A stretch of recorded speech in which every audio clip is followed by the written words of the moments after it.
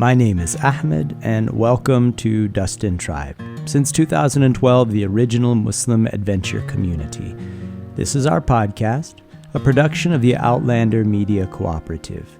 We share reflections here, and we sometimes tell stories, and we invite you to learn more at www.dustandtribe.com.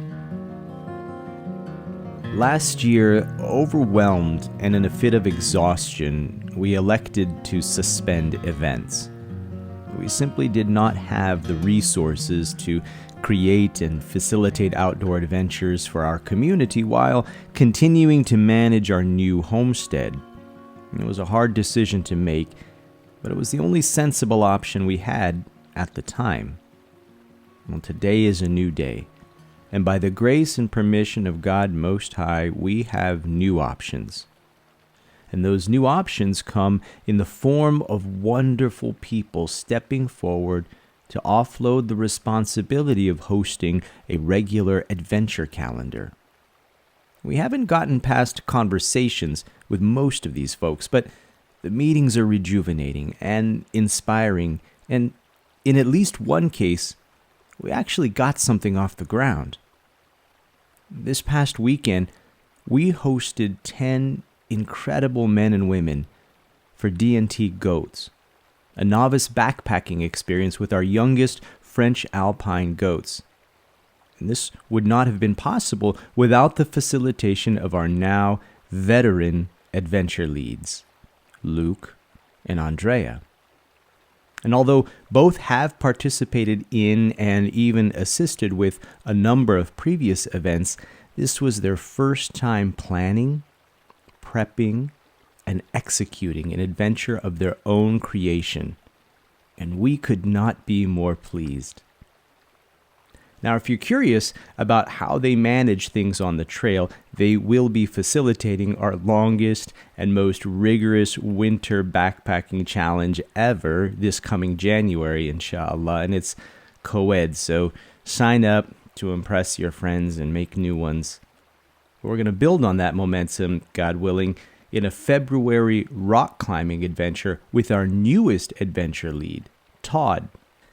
He's climbed with us many, many times over the years and is exceptionally skilled at easing newcomers up big walls. He's got a curious passion for mining history and is one of the best people to have out in the desert. And he also knows his way around a Dutch oven, and he has satisfied many a stomach with his campfire goat al pastor and blackberry cobbler. I've had it myself. In our last post about the evils of American capitalism, we talked about our aversion to growth. And we hope it was clear that we were referring to corporate expansionism, that yearning many companies feel to have greater and greater percentages of market share. Appealing to the masses, though, often requires dumbing down your offers.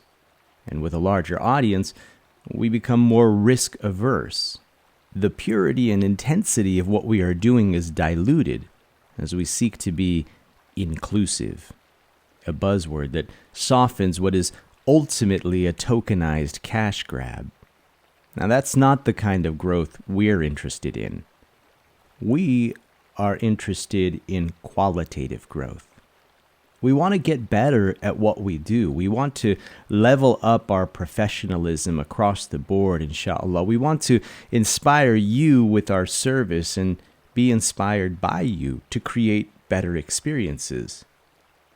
Dust and Tribe was a one-man show for more than a decade, and that's no fun for anybody. That's a recipe for stagnation, burnout, and the ugliness of founder's syndrome, and that's what's really exciting about Luke and Andrea and Todd. They bring new perspectives, new personalities, and new experiences to the table that we can all learn from and incorporate into a more evolved version of what we do.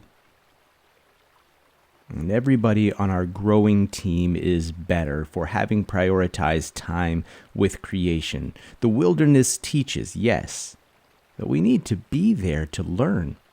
And all of us at Dust and Tribe know this because we've made the choice to get outside as often as we can. We are the proof of concepts.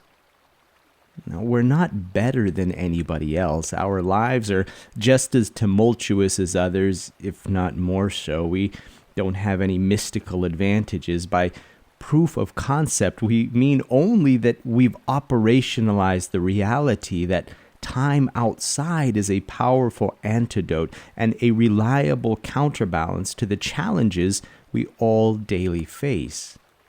It's cheaper than therapy, and it's more efficient than medication, and it is far more wide-ranging in its benefits than virtually any other wellness intervention.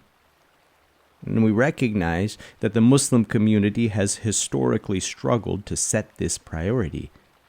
We see this in the absence of wilderness literacy among Muslims, and in the lack of Islamically based institutions organized to address this. And we believe that we are all suffering needlessly because of this negligence. And we can write about this all day, and you can read and listen and watch people with a passion for the outdoors communicate the same thing. And you can even appreciate what God has to say about it.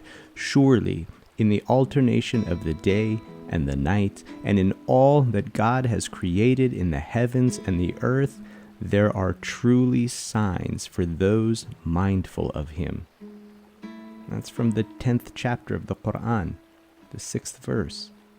But unless you give yourself permission to get outside, you'll never really understand what any of these sources are getting at.